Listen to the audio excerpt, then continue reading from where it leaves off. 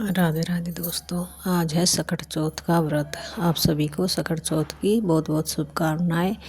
इसका व्रत करने के लिए सुबह नहा धोकर गणेश जी की प्रतिमा की पूजा वगैरह करके उनको दूब वगैरह चढ़ा के पीले वस्त्र पहनकर और हाथ में तिल लेके कथा सुनी जाती है। पास में एक जल का लोटा रहता।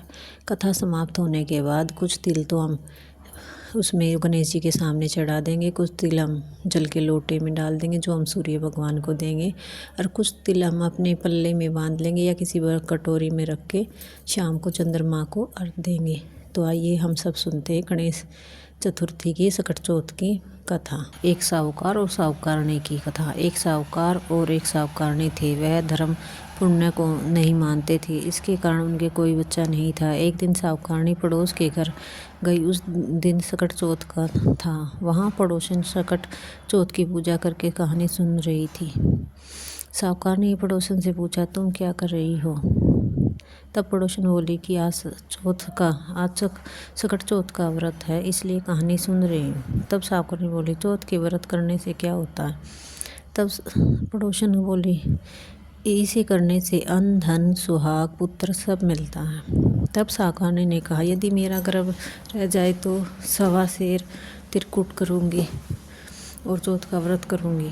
श्री गणेश भगवान की कृपा से साहूकारणी के गर्भ रह गया तो वह बोली कि मेरा लड़का हो जाए तो मैं 2.5 सेर तिलकुट करूँगी। कुछ दिन बाद उसके लड़का हो गया तो वह बोली कि चौथ भगवान मेरे बेटे का विवाह हो जाए तो 5 सेर का तिलकुट करूँगी।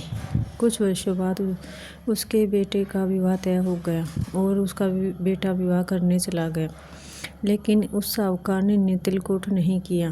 इस कारण से चौथ देव क्रोधित हो गए और उन्होंने फेरों से उसके बेटे को उठाकर पीपल के पेड़ पर बिठा दिया। सभी वर को खोजने लगे पर वो नहीं मिला।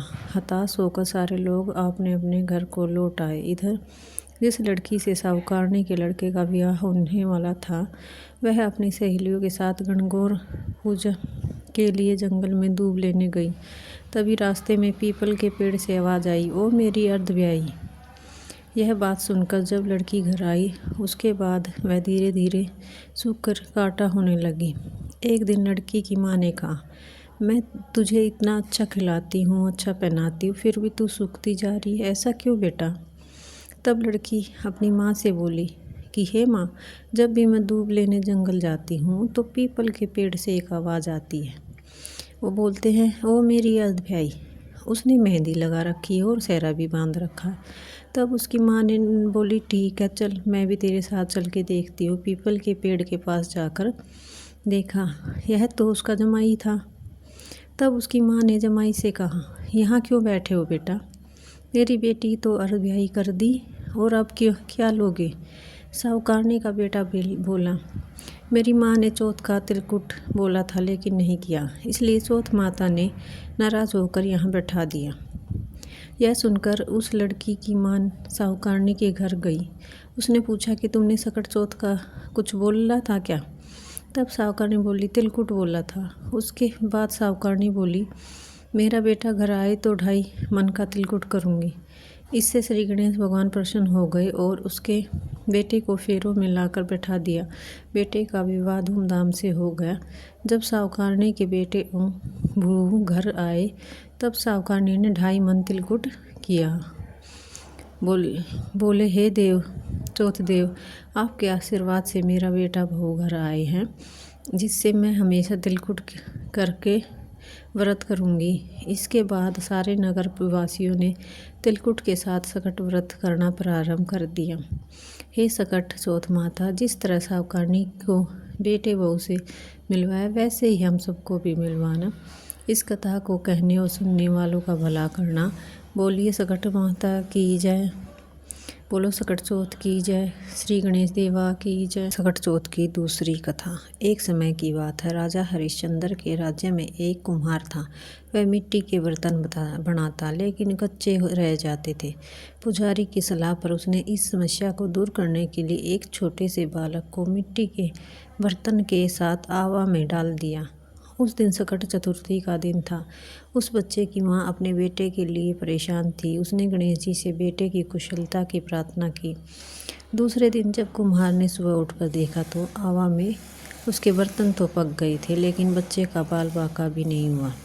वह डर गया और राजा के दरबार में जाकर सारी घटना बताई। इसके बाद राजा ने उस बच्चे और उसकी माँ को बुलवाया तो माँ ने सभी तरह के विघ्न को दूर करने वाली सकट चतुर्थी का वर्णन किया। इस घटना के बाद से महिलाएं संतान और परिवार के सौभाग्य के लिए सकट चौथ का व्रत करने लगी थी। बोलिए सकट माता की जय। सब करते गणेश जी की आरती। जय गणेश जय गणेश जय गणेश देवा। माता जकी पार्वती पिता महादेव। एक दंत दयावंत चार भुजाधारी। मस्तक पर तिलक सोहे मूसे की सवारी। हार चढ़े फूल चढ़े और चढ़े मेवा। गणेश जय गणेश जय गणेश देवा। लड्डुअन का भोग लगे संत करे सेवा। जय गणेश जय गणेश जय गणेश देवा। माता जकी पार्वती पिता महादेव। अंधन को आँख देत कोढ़न को काया। बांझन को पुत्र देत निर्धन को माया। सुबह शाम शरण आए सफल कीजिए सेवा। माता जकी पार्वती पिता महादेव। जय गणेश जय गणेश जय गणेश देवा।